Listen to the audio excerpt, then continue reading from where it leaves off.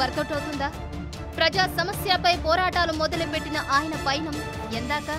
రాజధాని రైతుల దగ్గర మొదలైన ఆయన రాజకీయ ప్రస్థానం చేనేత కార్మికుల సమస్యల వరకు వచ్చింది. మధ్యలో ఆక్వా బాధితులు, పోలవరం బాధితులు ఇలా చాలా మందినే కలిశారు. ప్రజా సమస్యలపై పోరాటాలు చేస్తూ ప్రభుత్వాలను ప్రశ్నిస్తూ ముందుకు వెడుతున్న పవన్ కళ్యాణ్ అసెంబ్లీలో తన వాణి వినిపించడమే లక్ష్యంగా పెట్టుకున్నారా? ప్రజల మద్దతు బాగానే మూట కట్టుకుంటున్న ఆయన వ్యూహం ఎంతవరకు వర్కౌట్ అయ్యే అవకాశం ఉంది? రోజు రోజుకి జనసేనుడి స్వరం పెరుగుతోంది. ప్రజల మద్దతు కూడా పవన్ కళ్యాణ్ కు రెట్టింపవుతోంది. సమస్యలపై పోరాటం చేసేందుకు నడుం బిగించిన పవన్ కళ్యాణ్ ఒక్కో సమస్యపై తన వాణిని వినిపిస్తున్నారు.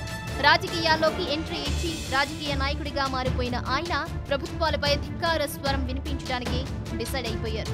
రాజధాని భూముల వ్యవహారంలో గట్టిగా వినిపించిన పవన్ స్వరం అప్పటి నుంచి ఏదో ఒక సందర్భంలో వినిపిస్తూనే ఉంది.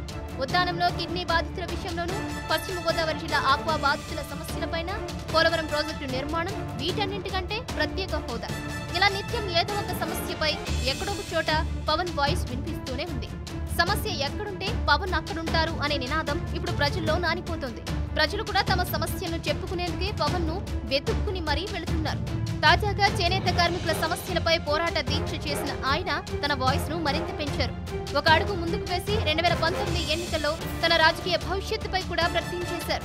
వాస్తవానికి ఎంతవరకు పవన్ పార్టీ అజెండా ఏంటో ఎవరికీ తెలియదు. అసలు పవన్ ఎన్నికల్లో పోటీ చేస్తారో లేదో కూడా తెలియదు. 2014 ఎన్నికల్లో పోటీ చేయనని ఆయనే ప్రకటించడంతో ప్రజలు సైతం జనసేన పార్టీ బరిలోకి దిగుతుందని భావించలేదు. ఆ తర్వాత హైదరాబాద్ గ్రేటర్ ఎన్నికల్లో పోటీ చేస్తానని ప్రకటించిన పవన్ చివరి నిమిషంలో వెనక్కి తగ్గారు. దీంతో జనసేన పార్టీ రాజకీయాల్లోకి ఎప్పుడు అడుగు పెడుతుందా అని అంతా ఆశగా ఎదురు చూస్తున్నారు. ఇలాంటి సమయంలో పవన్ చేసిన ప్రకటన ఇప్పుడు కొత్త చర్చకు దారితీసింది. 2019లో పోటీ చేసి గెలిచి అసెంబ్లీలో తన వాణిని వినిపిస్తానని చెప్పిన పవన్ నిస్వార్థ నాయకుల కోసం ఎదురు చూస్తున్నానంటూ చెప్పకనే చెప్పేశారు. అంటే ఏపీలో పూర్తిగా అన్ని నియోజకవర్గాల నుంచి ఆయన అభ్యర్థులను బరిలోకి దింపుతారా? 2 తెలుగు రాష్ట్రాల్లోనూ జనసేన పార్టీ బలోపేతం చేస్తారా? తన అభిమానులకు సీట్ల కేటాయింపు జరుగుతుందా? లేక పక్క పార్టీల నుంచి వరుస వచ్చే వారికి షెల్టర్ ఇస్తారా? ఇలాంటి ప్రశ్నలే ఇప్పుడు కుప్పలు తెప్పలుగా వినిపిస్తున్నాయి. రాజకీయ నాయకుల్లో సైతం ఈ తరహా చర్చే మొదలైంది. పవన్ రాజకీయ ప్రవేశం ఎప్పుడో జరిగిపోయినా ఆయన పార్టీకి సంబంధించి ఇంతవరకు ఎలాంటి అధికారిక ప్రకటన చేయలేదు.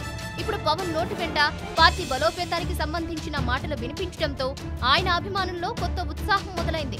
స్థానికంగా పట్టుకున్నవారు తమకు పవన్ అవకాశం కల్పిస్తారనే అంచనాలు వేసుకునే పనిలో పడ్డారట.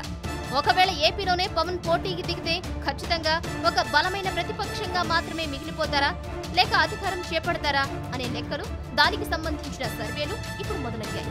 ఇప్పుడున్న పరిస్థితుల్లో అధికార పార్టీ టీడీపీ బలమైన పునాదులనే వేసుకుంది. మరోపక్క వైఎస్ఆర్సీపీ కూడా ఎలాగైనా అధికారం దక్కించుకోవాలనే తాపత్రయంతో పావులు కదుపుతోంది. ఇంకో పక్క కాంగ్రెస్ పార్టీ ఈసారైనా తన సత్తా చాటుకోవాలని ఉత్సాహపడుతోంది. ఈ ముక్కోణపు పోటీలో పవన్ కూడా ఒంటరిగా పోటీకి దిగితే చతుర్ముఖ పోటీకి తెరతీసినట్లవుతుంది. అదే జరిగితే ప్రతిపక్షాల ఓట్లను మాత్రమే పవన్ చీల్చుకోగలుగుతారా, లేక అధికార పార్టీ ఓట్లను కూడా తన వైపుకు తిప్పుకోగలుగుతారా అనేది వేచి చూడాలి. అధికారాన్ని చేపట్టే అవకాశాలు ఎంతవరకు ఉన్నాయనేది ప్రజలే నిర్ణయించాలి. కానీ ఒక బలమైన ప్రతిపక్షంగానే మిగిలిపోతే జనసేనులంతా కలిసి ప్రజా సమస్యలపై ప్రభుత్వాన్ని ప్రశ్నించేందుకు సిద్ధమవుతారు.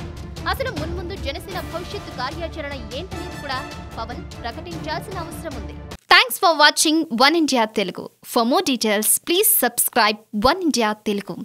Don't forget, share and like. Thank you.